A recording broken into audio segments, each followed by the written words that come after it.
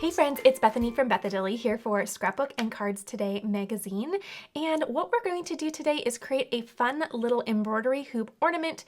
This is so quick, so easy, and it really makes for either a fun gift or just a fun way to dress up your Christmas tree. Now, you can absolutely make these really personalized based on the elements that you decide to use, such as a pattern paper. So I feel like this is such a versatile project because you can make all of your little embroidery hoop ornaments look so different and unique from one another just based on the elements that you decide to use for each one. So let's go ahead and walk you through this. So you saw this project in the latest winter issue of Scrapbook and Cards Today. So let's go ahead and show you how to build it all. So first and foremost, I have this Merry Mug and Circle Delights die set. This is really pretty. So this is a cute little die collection that allows you to either make some ornaments on their own, or you can build these little critters, which are so neat. So I encourage you to go over to their website so that you can see a visual of all of the different critters that you can make. I think you can make 5 different people or critters from this one, and then you can make 5 from this as well. So all things from a reindeer, a snowman, Santa, there's a penguin, and a cute little fox. They're all so cute. So today we are going to do a Santa, and we're also going to do a snowman, but the possibilities are truly endless for this. So things you're going to need is the die set. You're also going to need a small embroidery hoop. Let me see how big this is. This looks to be just a little bigger than 4 inches. And then you're going to need some pattern paper if you choose. I am going to use this beautiful collection from Carta Bella. This is gorgeous. It's called Christmas Flora, and I have been using it like crazy. As you can see, I've been taking little pieces off to use for my projects. I love this, and I just love the color palette, so that's what I'm going to use. But bring in whichever elements that you wish. So first and foremost, what I'm going to do is let's get some of the die cutting out of the way.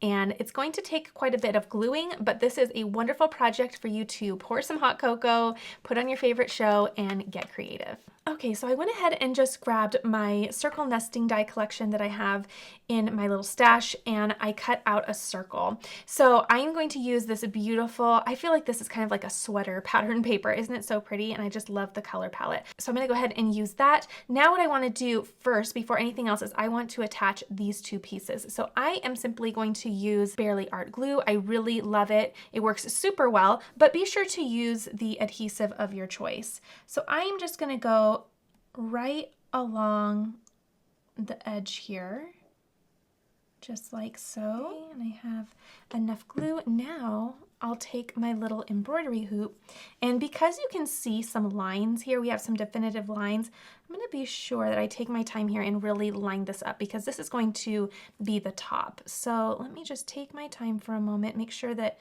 that's really straight. And I think that looks really nice. So now I'm just going to press that in place. And this can actually sit for a bit while we continue building the other elements up. So I'm gonna go ahead and just move this to the side right up here. And then I went ahead and just did all of my die cutting for my little snowman here. So I'm gonna have my snowman use these cute little earmuffs. I think that would be really fun. But just know there are so many things you can do here. You can, let's see, there's a top hat on one of them. Isn't that sweet? You could also do just a little snow cap. You can make each one look so unique because there's so many options. So you just kind of pick your favorite elements and go from there. I think the first thing that I will do is do the little earmuffs. I think that will kind of help me get started for lining things up. So I went ahead and used this paper to cut out my little earmuffs, and then these 2 pieces were cut out of a different floral print from that same paper pack. And what I'm going to do is those will just go on top, and it's kind of like the little fluffy part of the earmuff. So for this, you're just going to grab your glue and go along this inner side, just like this, okay? It really doesn't take much. Okay, and then this white is just from my collection. It's just a Nina Solar White. This is at 80 pound.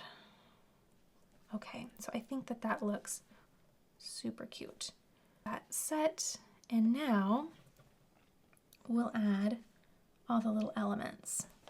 So this is really cute. I love how they have an individual little piece to layer on top so that you can have something different for, you know, the headband portion of the little earmuffs, and then the actual little earmuffs can be something of their own. Makes it fun to mix and match prints. Okay, and then also in that paper collection, there is a cute paper with all of these teeny tiny little trees. And you know me, I love pink. So I went ahead and my little guy is gonna have a little pink nose. I think that'll be super cute. Okay, so we're kind of getting stuck to our craft mat, but we'll go ahead and clean that up in just a bit. We're gonna get all of the sticky stuff done first. Okay, I kind of like that for placement. So what I'm going to do, I like to lay everything out before I make it official with any type of adhesive. So let's add our little smile here. There we go. Okay. Our nose will go right here. So sweet. And then I'll just place little eyes down. And there are my little eyes. So now what I'm going to do is I am simply going to place this cute little snowman within my little frame here. Isn't that sweet? I love that you can mix and match with the pattern paper.